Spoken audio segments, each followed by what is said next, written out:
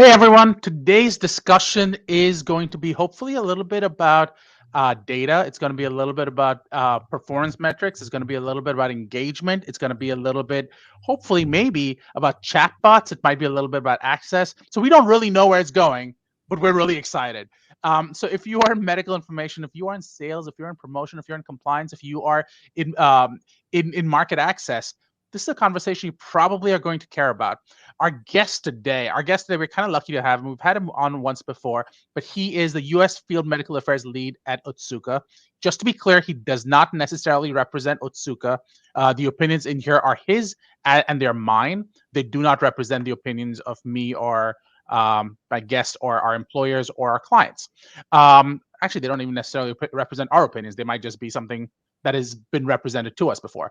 Um, uh, this is a Darshan Talks live stream. I'm your host, Darshan Kulkarni. I'm an attorney. We're both pharmacists, and we advise companies with FDA regulated products. The key thing that we do have to emphasize is neither one of us is giving any kind of clinical advice or any kind of legal advice. If you like what you hear, please leave a comment, please subscribe. You can ask our guest questions. I know he would appreciate that. I also would appreciate that. You can always reach out to me on Twitter or just go to our website at darshantalks.com. And now that I've said the little disclaimers and stuff, it's great to have you on, Raza. How are you? I'm doing well. How are you doing? Good. The last time you came on, I butchered your last name. I did try, but I did butcher it. And what I learned is that this time I won't try. That's So okay. As long as you got Reza right, that's all that matters.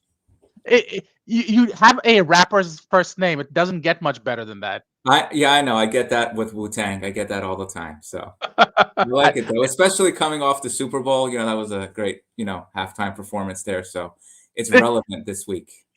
It is very relevant this week. But it's been a fun week already, and you've been getting into some really fun topics recently.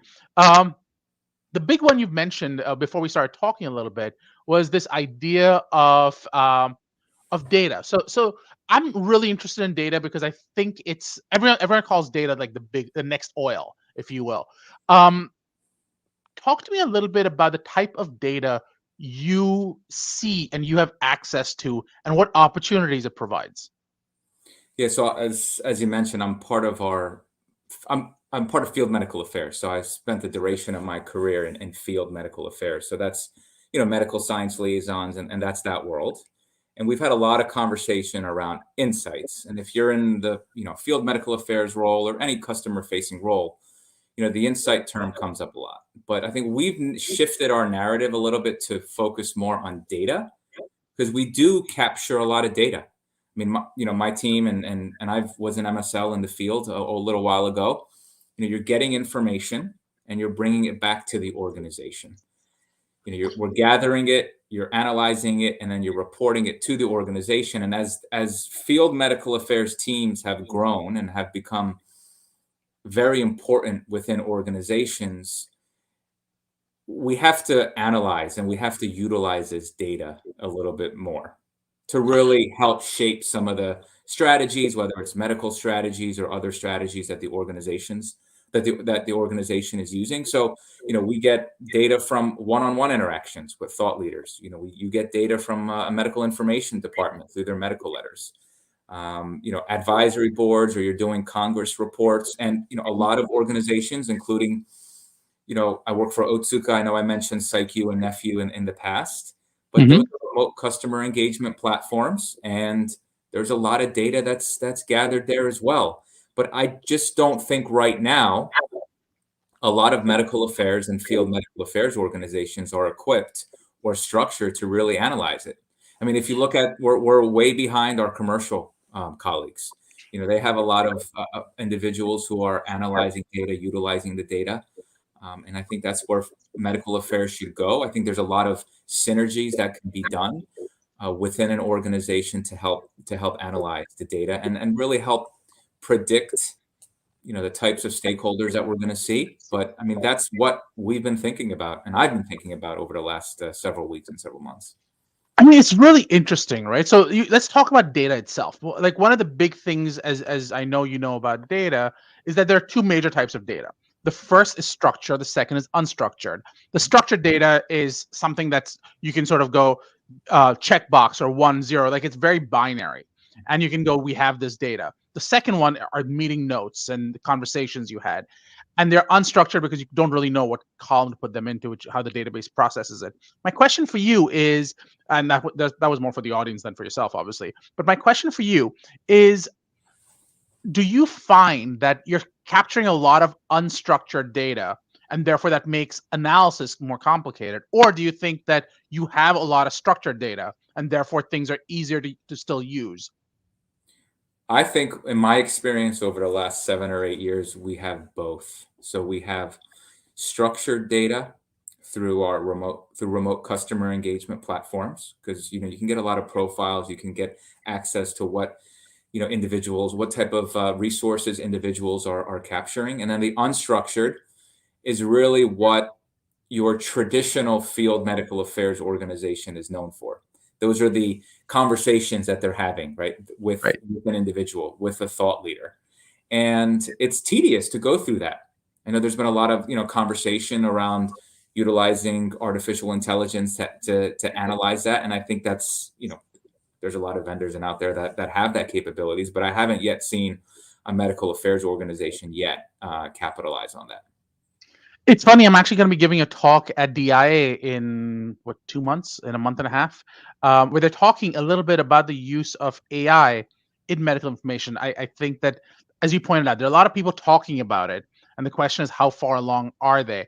So I don't know why I gave a plug to DIA. It's not like I get any money out of it, but big plug for them. I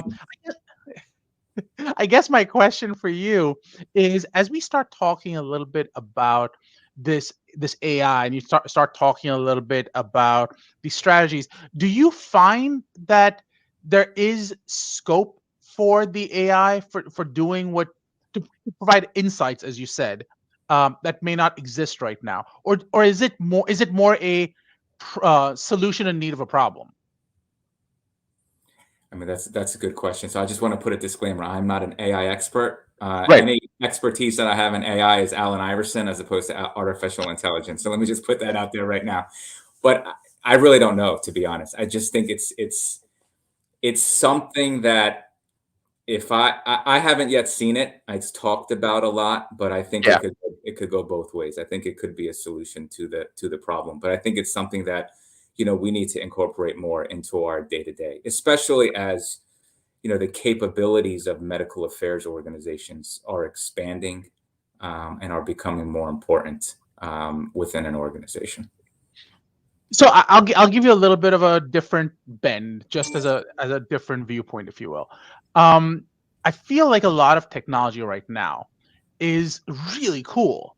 Mm-hmm. I mean, you're talking about blockchain, you're talking about AI, you're talking about any of these really cool sort of IoT, the Internet of Things. They're very, very cool, and everyone's going, we want to be part of it. But no one's quite gone, here's why we need to be part of it. It's become more of a nice to have than a must have. And I think until we cross that gap, it's going to be some vendors providing some cutting edge tools, but we haven't gotten to the part where we're going, this changes the way I do business. And I think that's the gap that companies still need to get past.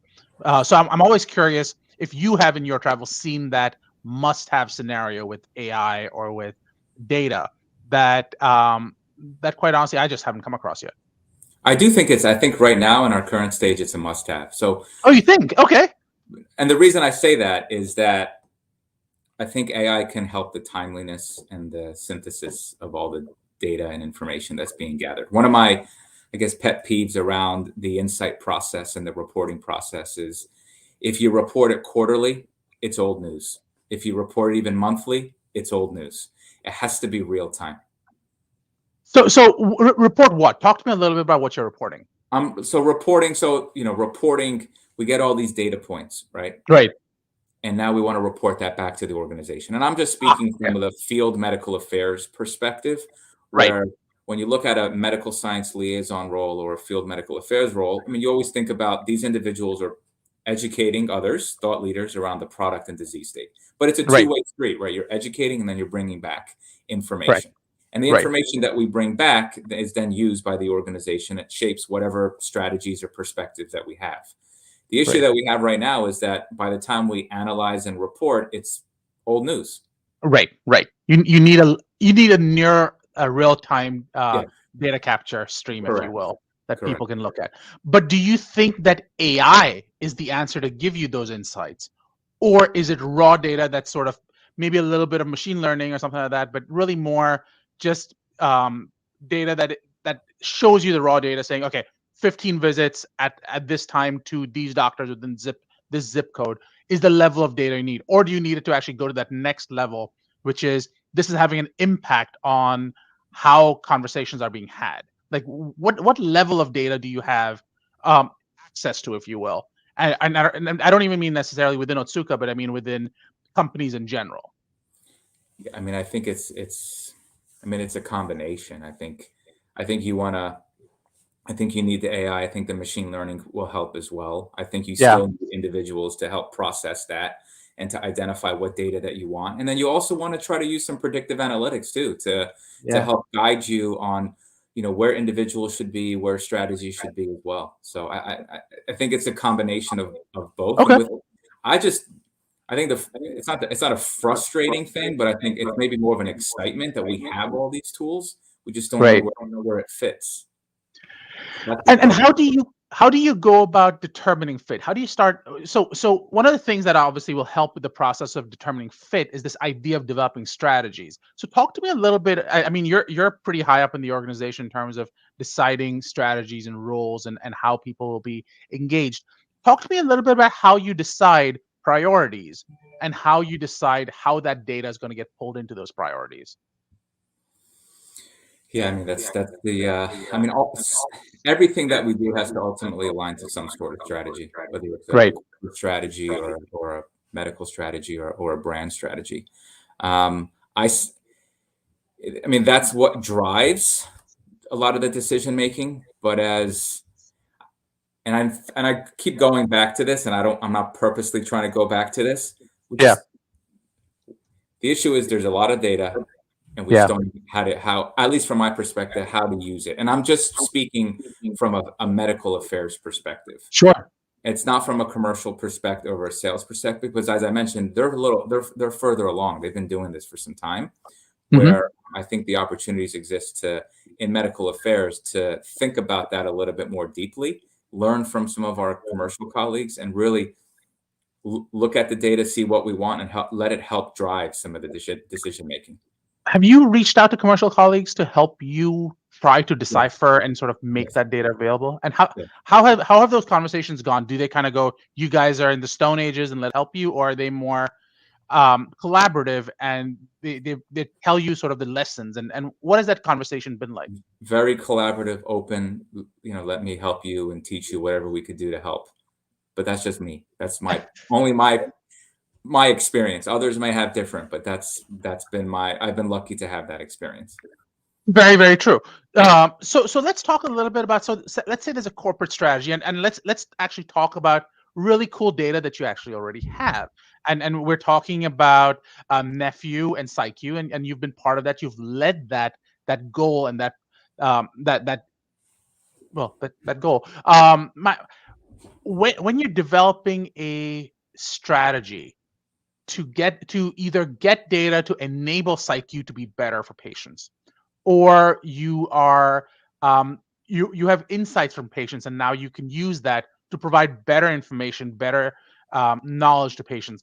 Talk to me a little bit about how you go about it, maybe in the early stages, so you aren't giving away like secrets right now, but in the early stages, what were you discovering, and how has that changed how you engage with patients and HCPs? Yeah, so I mean, if we're speaking specifically about PsyQ and Nephew, so part of PsyQ and Nephew are for patients and caregivers, but the majority of it is for healthcare professionals. So who Right. are involved in either mental health or kidney health, and they're two separate Right. platforms. I mean, when you actually take a look at the data, it tells you a lot about individuals' preferences. You can, break it down by specialty, by discipline, by geographic area. I mean, you Yeah. can really understand, for example, in Pennsylvania, what's the hot topic as it pertains to mental health. Maybe there's something that's occurring in Philadelphia area, where then you can then, you know, deploy educational programs or some other initiative to help meet the. Mm. But it's, we haven't yet capitalized on that yet. That's Sure. that's the challenge.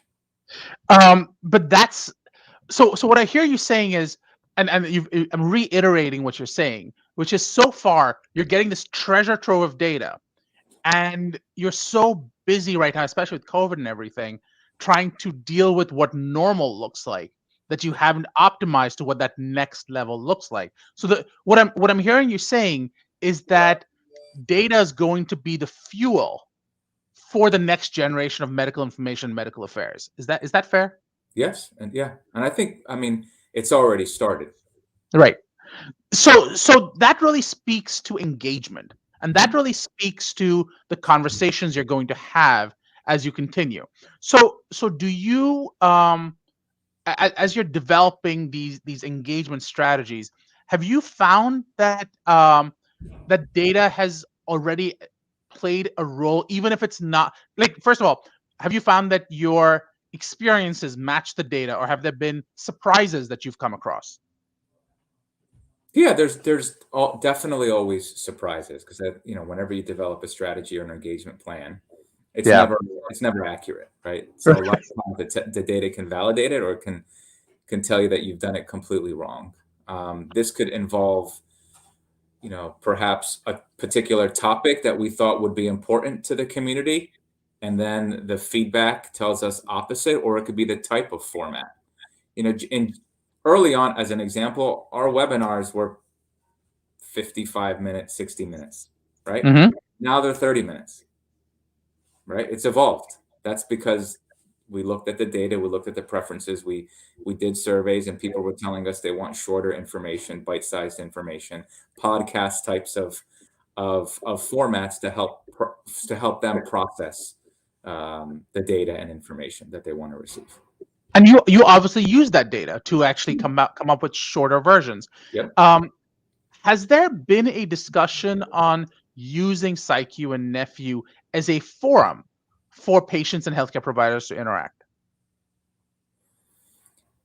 It's been brought up. It's been brought up. Okay. Yeah, there's a lot of obviously my experiences with a pharmaceutical company. There's a lot of Sure. legal rules and MLR issues. Yeah. Issues regarding that to get to that point. But it's these things are discussed. So Very, very cool. So what you're talking a lot about is this idea of engagement. Based on the data that you've seen, based on the fact that you're focusing primarily, especially because of your role, more on healthcare providers, but you also have the unique aspect of using the same type of data to also engage with patients. Are you seeing any kind of unusual trends that are distinguishing what patients are looking at versus healthcare providers are looking at? Because it speaks to that question of patient centricity. Do we as an industry focus on the wrong things? So that term patient centricity is thrown out a lot, right? So, Right. and I think a lot of organizations, and in my experience, are going that way. Yeah. I think, especially in the U.S., where the healthcare system is very complicated, and diseases and disorders are very complicated. I think patients want information that helps them simplify their either disorder or Yeah. the healthcare system. Okay. We're providers, and it depends who you are, right? It depends if you're a physician or a nurse or a pharmacist or a social worker. I mean, that also varies too. But I think what I've noticed is that providers want information that will help support their decisions, so more of like decision support tools. That is really interesting. Yeah. To me, that's fascinating, because I would have thought that if I'm a patient and I come to a website, I would be looking for information about the drug, because that's what you do as a drug company. And what you're saying is, no. I'm a patient searching for what is my role within the system, and teach me the system itself. And that's a really interesting, important insight that plays into what's on your patient facing websites, which speaks to the next question. You've spoken about how commercial is great at advising you on how to use data. Have you found yourself giving data to commercial, going, this is something we're noticing.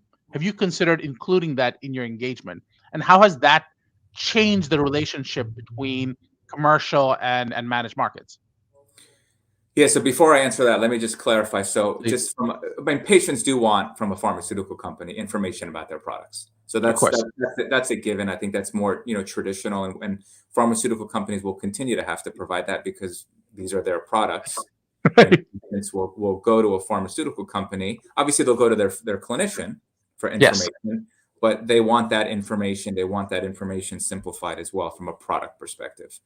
As far as so, I guess your question was around medical affairs or field medical affairs providing any insight to other parts of the organization. Is that Yeah. correct? Yeah. Yeah, Absolutely. yeah.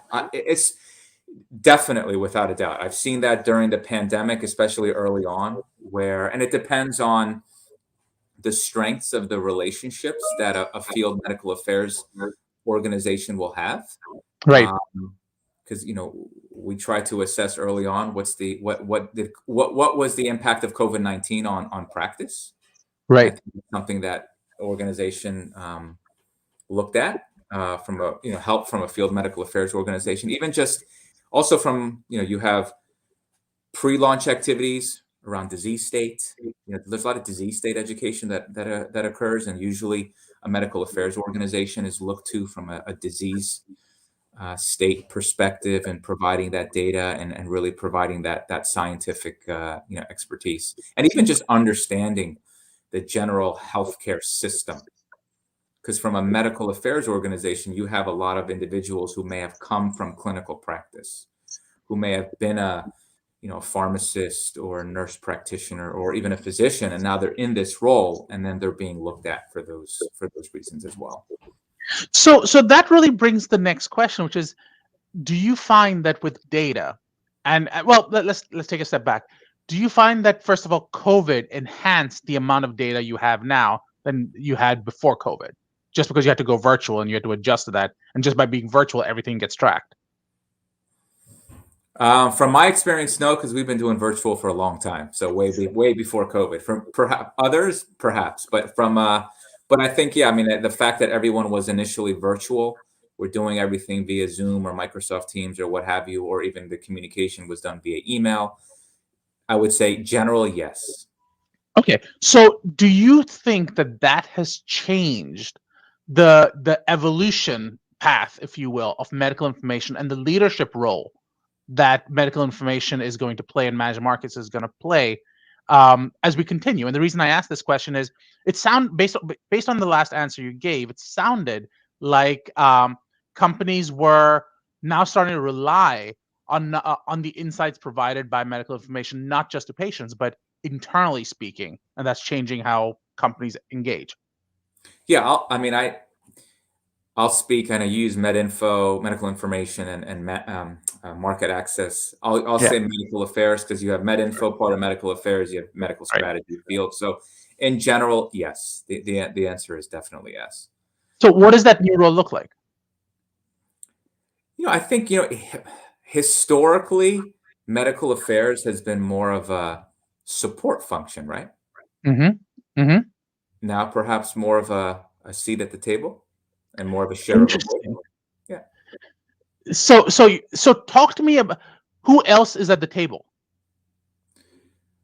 So everyone within the organization. So if you look at it from a field-facing aspect of it, all field functions working together Yeah. for patient centricity, as we talked about before. But Right. even from an internal home office perspective, all departments working together. So whether that's medical strategy, marketing, market access, government affairs, even when you get into the development, right? I mean, usually have development bringing the product along through the clinical trial process, but you need obviously individuals that are more customer facing to be part of that as well. It can't just be a handoff, right? It has to, everything has to work in sync, and I think the earlier that functions are involved, the more insights that they can bring from the actual real world. Because we've seen there's always a disconnect between clinical trials and what actually happens out there in the real world. Which is such an interesting concept you raise, this idea of the handoff, if you will. And there's always the handoff is where most things sort of struggle because Mhm. information that doesn't get transferred over is often critical information. What have you found is a key process to enable a good handoff? Is it a transition? Is it a communication thing? I don't think it's an either or, but like what have you found to be good tips for good handoffs? I think it's just involving, I'm not saying involving everyone, every single Right. department early in the process, but involving certain functions earlier in the process. So, you know, HEOR was never really part of the development process, but certain primary objectives or measures were included in clinical trials. So you've had HEOR be involved because, from a payer perspective, Right. it's not just you get approved by the FDA, you need to get on formulary as well. So you need to show some outcomes.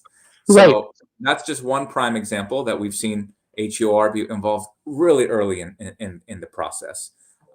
Even just overall global medical affairs or US medical affairs. So I think involving certain functions earlier so they understand how the development process is going, what are some of the pain points, what are some of the issues, and then they can provide that link to the real world. So, do you oversee HUR in any way, or do you No, engage no, with I don't. I'm HUR? just Okay, you speaking just threw from that out there. Got some it. experience. I'm not an HEOR expert either, so I'll put that disclaimer. No, the reason I asked is I don't know if you've been following the Biogen saga around Aduhelm. Yeah, I've watched it a little from afar because it impacts, in my mind, everyone. And we saw that Medicare increased their monthly premiums based upon that or their Right. estimate. And so talk to me a little bit about how that impacted you in your role. It hasn't impacted me. As I think it impacts everyone because it So brings I meant overall, but I meant it, like when in your role. But it, yeah. so it brings a negative light to pharma, right? Mm. I How mean, so? well, because there's always been a scrutiny on the price of medications, right? Yep. There was Yep. controversy around the approval of this, Yeah. right? Which was a surprise. And I think any drug that's brought through at least in the immediate future through the FDA approval process, there's going to be this in people's in mind. Right. So it doesn't do good. I mean, I think the image of pharma has increased with the vaccines, right? But Right. we'll have short-term memories as well. So I think, and that just brings the light to the cost of medication. I think it's interesting because I don't know if you caught the second half of that saga. The first half was the approval. Yes. The second half of the saga, and I'm sure you know this, but for people who haven't been following this saga as much, and we've had some guests come on and talk about this as well, but FDA approved it using an accelerated pathway, Hmm. and CMS came out and said we don't think it's good enough to be paid for all the indications. The Yes. impact of that has been that, and this is recent news, like in the last week, Biogen's actually appealing that. But the point is that a lot of people are saying, if who at CMS is qualified better than the FDA to make a determination that the drug is or is not good enough for payment for the approvals that the FDA has already provided? And the reason that was given allegedly was the fact that it was an accelerated approval, not a regular approval. I see. And the question is, as HEOR and medical affairs is involved in the next conversation, will there be a discussion of with regulatory going, we don't want the accelerated pathway because we can't deal with the downstream ramifications of we may not get reimbursement. I see. And has that been a concern that's been raised, or it's still sort of not been noticed because it's that saga is still ongoing? Yeah, I haven't noticed it too much. I'm sure my regulatory colleagues are obviously following a lot of this through the Yeah. as we and other companies are submitting products for FDA approval. But I think this is also because when this is presented to the lay public, people don't understand the development process, the risk associated with it. Everyone just is fixated on a number, but don't understand the full story or the most pharmaceutical products fail, right? Right. And you're not Right. just paying for that particular product, you're paying for all the failures prior to it. So I think that's, but unfortunately, that's the way that media operates, and that's the way that that people process information when they're not in that particular sector. Absolutely. So I'm going to ask you a few questions. We're well past time, and we can always Yeah. keep going because you're always such a fascinating guest. But I'm going to ask you maybe 3 questions. But the first question for people who are listening is, what's the best way for people to reach you? LinkedIn is fine. Perfect. So for those people who are watching, it's linkedin.com/in/Reza Mohaddam 418-0054. But That I'm was going to pretty get good, you by the talking. way. That's pretty good. Last name. Saying the I'll, last name. Good work. I'll work on it. I'll keep working. The second one is, and I appreciate that you kind of made my day there. What is something you'd like to ask the audience? I mean, I actually would like to know how, from a medical affairs or field medical affairs, how individuals are using data or capitalizing on the data that's gathered, and how they're evolving their departments and organizations to meet those needs. So I'll tell you just a conversation I've had with a few different players recently. A couple of things have popped up. The one bit of a question has been, can you use data to actually engage chatbots to actually provide a lot of the questions and answers that medical information is looking to provide? Does it have to be a live person to give that information? If so, what are the limitations to it? So that's one. I think another discussion that has been had is, as you get more and more data about what people are looking for, can you optimize the results to make to make certain results more accessible than other information? And what is the impact of that, again, from a medical affairs conversation perspective? And I think the other question that a lot of people have been asking is, as you get more and more data, how do you manage the privacy elements of that data, and Yeah. how should that be controlled? So there are loads of questions. I'm sure we can have a lot of discussions about that. We probably should. But thank you again for coming on. One last question before we let you go. What is something that most people don't know about you? That don't know. Well, I think most people know about. I love sports. Obviously, I referred to some of the sports stuff earlier, but I'm really enjoy playing sports, watching sports. So that's me. Most There people you know, go. or my friends know me, but obviously, people that are watching may not know that. Fair enough. Thank you again, Reza. It was wonderful having you on, and I can't wait to have you back. Yeah, thanks. Really appreciate it. It's always a good time. Always a pleasure.